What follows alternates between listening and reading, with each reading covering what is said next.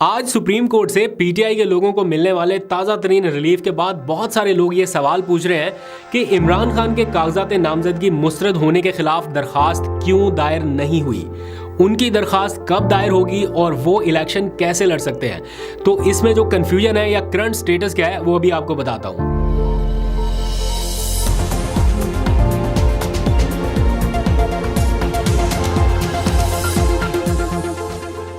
बिस्मिल्लाहिर्रहमानिर्रहीम, अस्सलाम वालेकुम। पाकिस्तान और दुनिया भर में देखने और सुनने वालों को अब्दुल कादिर का सलाम।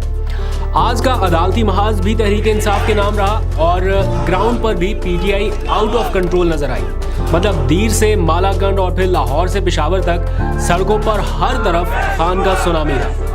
आप बस बाकी सब कुछ छोड़ें, ये वाली फुटेज जरा देखें और अंदाजा करें कि खैबर पख्तूनख्वा की आवाम क्या फैसला कर बैठी है। मतलब इस किस्म का जोश, वलवला, छतों के ऊपर चढ़े हुए लोग और ये पार्टी परचम, जहां एक परचम लेके चलना कहीं पे मुहाल है, वहां पर इस किस्म का एंथुसियाज्म जो है वो बहुत रेयर देखने में आ रहा था। मतलब ठीक है, शेर अफजल मरवत ने कन्वेंशंस किए, लेकिन ये एक उम्मीदवार का जलसा था, जुनैद अकबर का।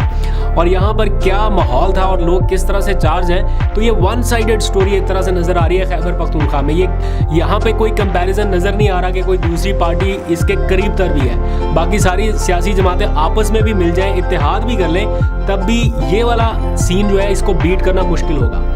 दूसरी जानिब इमरान खान के जो स्टालवार्ड्स हैं, मतलब अब अगर ग्राउंड से हट के अदालती महाज की बात करूं तो इमरान खान के जो स्टालवार्ड्स हैं वो इलेक्शन के रिंग में वापस आते दिखाई दे रहे हैं। लाहौर हाई कोर्ट से मुस्तरद होने वाले जितने कागजात थे वो सुप्रीम कोर्ट ने आज मंजूर कर लिए हैं, जिसके बाद सनम जावेद, शौकत बसरा, परवेज लाई अब इलेक्शन लड़ सकते हैं, यानी इनके कागजात मंजूर हो गए। शौकत बसरा साहब तो वैसे मेरे इलाके के हैं, तो उनके लिए बेस्ट विशेस यहीं से कि उन्होंने बड़ी स्ट्रगल की और जिस किस्म के हालात का उन्होंने अभी सामना किया है पिछले कुछ दिनों में, अपना घर बार छोड़ के और जिस तरह से भी सिनेरियोज रहे वहाँ पे, तो बहरहाल वो अब इलेक्शन के मैदान में उतरने में कामयाब हुए हैं सुप्रीम कोर्ट के हुक्म के बाद। तो आज जस्टिस अतर मिनल्ला, जस्टिस मंसूर अली शाह, जस्टिस जमाल बंदुखेल ने जब ये सारी समाअत की और उन्होंने मुश्तरका तौर पर यानी अपने अलग अलग बयानात में या रिमार्क्स में ये करार दिया कि इलेक्शन लड़ना बुनियादी हक है, ये छीना नहीं जा सकता। फिर जस्टिस अतर मिनल्ला ने तो रिमार्क्स दिए कि अजीब बात है कि बस ये सारा कुछ एक ही सियासी जमात के साथ हो रहा है। इन्होंने यही जज साहब थे और इन्होंने पहले भी ये रिमार्क्स दिए थे कि बादियो नज़र में लेवल प्लेइंग फील्ड ना मिलने का पीटीआई का जो दावा है वो दुरुस्त लग रहा है, लेकिन उसके बाद वो लेवल प्लेइंग फील्ड के बेंच में शामिल नहीं हुए। बहरहाल आज जो दरख्वास्त उनके सामने आई और उन्होंने बड़े ज़बरदस्त रिमार्क्स दिए, और फिर आज जो केस काजी फाइज ईसा साहब के पास गया, वो आरिफ अब्बासी साहब है रावलपिंडी के, वो भी सुप्रीम कोर्ट पहुंचे थे अपील लेके, लेकिन उनका केस काजी फाइज ईसा साहब के सामने था तो उनको तो इजाज़त नहीं मिल सकी इलेक्शन लड़ने की, लेकिन जो अलग बेंचेस में गए उन तमाम लोगों को, मोस्टली लोगों को इजाज़त मिल गई है। खैर, सनम जावेद के खिलाफ जो भी अब मैदान में उतरेगा उसके लिए मुश्किल तो होगी। उनके तीनों हलकों से कागजात नामजदगी जो है वो मंजूर हुए हैं। बहुत छोटे छोटे से एतराज़ात थे कि जेलर के साइन नहीं है तो कहीं पे अपने साइन की तस्दीक नहीं है, मतलब बहुत ऐसी वजूहात जिनकी वजह से कागजात मुस्तरद नहीं होने चाहिए थे। अब NA 119, NA 120 और PP 150, इन तीन हलकों से वो जहाँ वो चाहे या पार्टी चाहे वहाँ से वो इलेक्शन लड़ सकती है। मुखालिफ जमात के लिए अब यही रास्ता बचता है बज़ाहिर कि वो सनम को अपनी जमात में शामिल कर लें, क्योंकि कुलिया तो आजकल यही लग रहा है। आज मोहसिन शाहनवाज रांझा है PMLN के, उनका मैं वीडियो देख रहा था तो वो लोगों को ये कह रहे थे, तनबीह कर रहे थे एक तरह से कि बेहतर है कि नून लीग में शामिल हो जाओ, वरना ना तुम्हारी चारपाई होगी और ना बिस्तर होगा। मतलब इस किस्म की सतह पर आकर लोगों को कहा जा रहा है। और एक को उन्होंने साथ खड़ा किया हुआ था जिसको हाल ही में उन्होंने शामिल किया नून लीग में, और वो कह रहे थे कि अब अगर इसको कोई तंग करे, मतलब पहले कर सकते थे, अब कोई तंग करे तो फिर हमें भी तंग करना आता है। तो वो एक तरह से श्योरिटी दे रहे थे कि जो PMLN की छतरी के नीचे आएगा वो महफूज रहेगा, बाकी सब अपने चारपाई बिस्तरे की खैर मनाएं। खैर, सुप्रीम कोर्ट के इस फैसले के बाद बहुत सारे लोग ये पूछ रहे हैं, जो मेन क्वेश्चन है इस वक्त जिसकी वजह से आप लोगों को भी कंफ्यूजन है, कि इमरान खान के कागजात नामजदगी जब मुस्तरद हुए तो उनके खिलाफ इस तरह दरखास्त क्यों नहीं समाअत हो सकी या दरखास्त क्यों नहीं दायर हो सकी। क्या उनकी भी दरखास्त इसी तरह से दायर होगी या वो भी इलेक्शन लड़ सकते हैं? ये बहुत सारे क्वेश्चन है, तो मैं आपको बड़ा आसान लफ्जों में समझा देता हूँ। ऐसा नहीं है कि PTI के वकला इस बारे में बिल्कुल ही कोशिश नहीं कर रहे हैं या कहीं वो भूल गए हैं कि इमरान खान की दरखास्त जो है वो सुप्रीम कोर्ट नहीं लेके गए। दरअसल इमरान खान के जो कागजात मुस्तरद हुए उसमें जो वजह है वो है तोशाखाना में उनकी सजा का कलअदम ना होना, अभी तक वो सजा बरकरार है, फैसला जरूर कलअदम हुआ। तो इमरान खान साहब की एक दरखास्त चीफ जस्टिस काजी फायज ईसा साहब के पास मौजूद है, जिसमें ये दरखास्त की गई है कि उन्हें इलेक्शन लड़ने की इजाज़त दी जाए, उसके लिए तोशाखाना केस का फैसला जो है वो भी कलअदम करार दिया जाए। लेकिन अभी तक वो दरखास्त समाअत के लिए फिक्स नहीं की जा सकी। पिछले दिनों में लतीफ़ खोसा चीफ जस्टिस के सामने किसी केस में पेश हुए तो उन्होंने भी ये दरखास्त की थी कि हमारे पार्टी चेयरमैन की या बानी चेयरमैन की दरखास्त आपके सामने, उसे फिक्स कर दें ताकि वो इलेक्शन में हिस्सा ले सके। तो काजी फायज ईसा साहब ने कहा था कि बाहर जाके आप हम पे तनकीद करते हैं और कहते हैं कि हम पे एतमाद नहीं है, और यहाँ पे आके आप हम ही से रिलीफ मांग रहे हैं। अगर आप जल्दी समाअत चाहते हैं तो फिर एक अलग से दरखास्त जो है वो आप दायर कर दें जल्द समाअत के लिए। तो ये इस वक्त मैटर है, दरखास्त जो है वो चीफ जस्टिस काजी फायज ईसा साहब के पास पहुंची हुई है। असल चीज़ है कि वो फिक्स हो और उसके ऊपर समाअत हो। तो आज इमरान खान साहब ने भी इसका जिक्र किया और अपनी बहन अलीमा खान के ज़रिए उन्होंने ये मैसेज कन्वे किया चीफ जस्टिस साहब तक। पता नहीं पहुंचेगा उन तक या नहीं पहुंचेगा, हम अपने तौर पे कोशिश करके देख लेते हैं। जैसे ही अलीमा खान जेल से बाहर निकली तो उन्होंने मीडिया से गुफ्तगू करते हुए ये बात बताई कि इमरान खान साहब ये समझते हैं कि उनका जो केस काजी फायज ईसा साहब के पास मौजूद है, उनके दफ्तर में उनकी दरखास्त है, अगर उसके ऊपर वो जल्द अज जल्द समाअत कर लें तो इमरान खान साहब इलेक्शन में पार्टिसिपेट कर सकते हैं। अगर काजी साहब दरखास्त ही फिक्स ना करें या उसके ऊपर कोई फैसला ना हो तो फिर इमरान खान साहब का इलेक्शन में हिस्सा लेना तकरीबन नामुमकिन हो जाएगा, या फिलहाल तो ऐसा मुमकिन नहीं लग रहा अगर वो दरखास्त को एंटरटेन नहीं करते। आगे बढ़ते हैं, एक बहुत ही अहम इशू के ऊपर बात करनी है और वो है पाकिस्तान तहरीक इंसाफ की वेबसाइट का पाकिस्तान में गैर एलानिया तौर पर बंद हो जाना। अब निगरान हुकूमत कहने को तो ये कह सकती है कि हमने ऐसी कोई डायरेक्शन नहीं जारी की, पहले भी उनकी डायरेक्शन से तो इंटरनेट बंद नहीं होता जब भी ऐसा कुछ हुआ।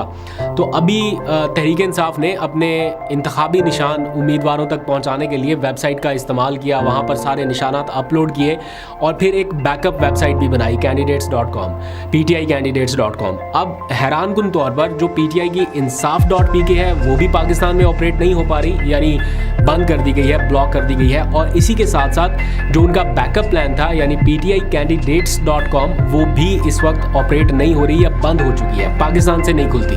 मैंने यहाँ पे ट्राई करके देखा, लेकिन हैरानकुन तौर पर जो एक जाली वेबसाइट बनाई गई थी pticandidate.com जिसमें S नहीं है आखिर में, वो वेबसाइट अगर आप खोलें तो खुल जाती है। तो दो मेन वेबसाइट्स का बंद हो जाना और ऐसे में एक जाली वेबसाइट का ऑपरेट करना, ये कैसे मुमकिन हो सकता है? तो इसका सवाल तो बहुत ही आसान है, लेकिन किसी के ऊपर इल्ज़ाम ऐसे बराह रास्त नहीं लगाते। लेकिन ये बहुत ही अजीब व गरीब सी बात है कि एक जाली वेबसाइट जो है वो चल रही है जिसमें फेक निशानात दिए गए हैं।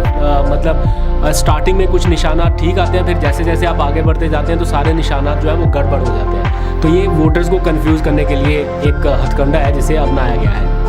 तो अब देखते हैं PTI इस पे क्या करती है। लेकिन इन सारे मामलात के बावजूद लोग ज़बरदस्त तरीके से बाहर निकल रहे हैं। शेर अफजल मरवत हों, सलमान अकरम राजा हों, एजाज़ भुट्टर, रेहाना डार, जुनेद अकबर, ये वो लोग हैं जिन्होंने माहौल बना रखा है फील्ड में। मतलब आप जहाँ पर जाएं आपको ऐसा लगता ही नहीं है कि कोई पाबंदियाँ हैं या कहीं पे कोई इस किस्म की सिचुएशन का सामना है। और अब तो इतवार के दिन की कॉल भी बहुत करीब है, दिन 2 बजे रैलियों का भी ऐलान कर रखा है। और आज ही जो PTI के सेक्रेटरी जनरल हैं उमर अयूब, उनकी जानिब से वीडियो बयान जारी किया गया तमाम PTI के उम्मीदवारान के नाम कि जनाब आपने हर हाल में इतवार को 2 बजे निकलना है। तो अब देखेंगे 2 बजे का जो पावर शो डाउन है वो कितना पावर पैक होता है, आपको अपडेट करता रहूँगा।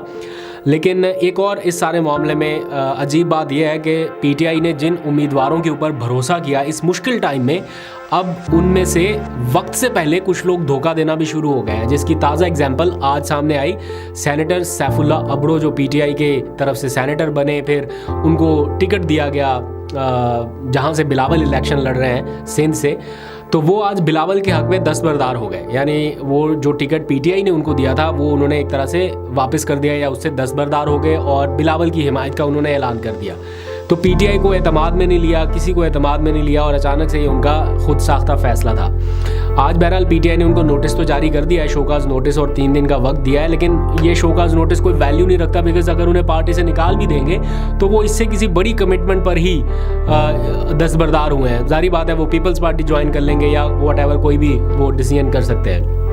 तो मेरा ख्याल है कि पीटीआई को अपने तमाम अरकान को, जब वो टिकट्स जारी कर रहे थे तो उसके साथ साथ ये ज़रूरी करार देते कि हर रुकन जो है वो साथ में हलफ की एक वीडियो भी देगा, यानी हलफ की वीडियो रिकॉर्ड करवाएगा ताकि उसको सोशल मीडिया के ऊपर फैलाया जाता और लोगों को रिमाइंड कराया जाता कि भाई अगर कल को ये मुनाफकत करे तो इसका एहतसाब ऊपर तो होना ही होना है, लेकिन यहाँ पर भी होना चाहिए। खैर, जिनके दिल में अभी भी चोर नहीं है और वो शफाफियत चाहते हैं तो वो अभी भी अपने हलफ की वीडियोस खुद से बना के अपलोड कर रहे हैं। फॉर एग्जांपल, बहुत सारे लोगों की तो आपने देखी, सलमान अकरम राजा की, शौकत बसरा की, फिर अभी हमाद अजहर के वालिद साहब का मैं हलफ देख रहा था, उन्होंने भी हलफ दिया है। हालांकि वो बुजुर्ग शख्सियत है, शायद किसी को ज़रूरत भी नहीं थी उनकी पार्टी से क्या एफिलिएशन रही है उसके तनाजुर में, बट स्टिल उन्होंने अपने तौर पर ये इक़दाम उठाया। तो बात यह है कि अवाम इस वक्त बहुत ज़्यादा चार्ज है और वो हर हद तक जाने की कोशिश कर रहे हैं कि इलेक्शन जो है वो किसी तरह से वो उसमें पार्टिसिपेट कर सके सही तरीके से।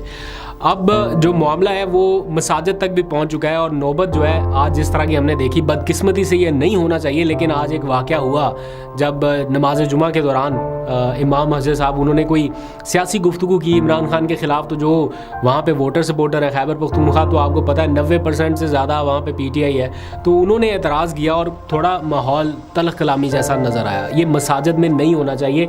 इमाम साहब को भी ख्याल करना चाहिए कि सियासी गुफ्तगू से परहेज़ करें, आप वैसे अपना जो भी खुतबा देना है वो दें, और फिर पीछे जो लोग हैं वो तो जज्बाती हैं, इस टाइम तो नहीं वो सुन रहे। तो आज ये कुछ चीज़ें भी रिपोर्ट हुई हैं। तो बहरहाल ये इस वक्त की सारी सिचुएशन है। आखिर में थोड़ी सी बात मैंने करनी है एक हौसला अफजा ख़बर की, जो पाकिस्तान से तो नहीं है लेकिन पाकिस्तान की सरहदों से बाहर से आने वाली अच्छी खबर वो ये कि आलमी अदालत इंसाफ की जानिब से आज एक मुकदमा सुना गया, गज़ा का मुकदमा, जो जनूबी अफ्रीका ने आलमी अदालत में वो लेके गए थे। तो आलमी अदालत इंसाफ ने यह करार दिया है कि इसराइल की मुकदमा ना चलाने की जो दरख्वास्त है वो मुस्तरद की जाती है। इसराइल के ख़िलाफ़ फ़लस्तीनियों की नस्लकुशी का मुकदमा चलेगा और ये भी फ़ैसला किया गया कि इसराइल चूँकि 17 लाख लोगों के बेघर होने का ज़िम्मेदार है, उसने जो हमले किए उनके नतीजे में 17 लाख लोग बेघर हुए। तो आलमी अदालत इंसाफ ने यह फ़ैसला दिया कि जनेवा कन्वेंशन के तहत आलमी अदालत ये मुकदमा सुनने का इख्तियार रखती है। मुकदमा दर्ज भी होगा और उसका इख्तियार भी है कि वो समाअत कर सके।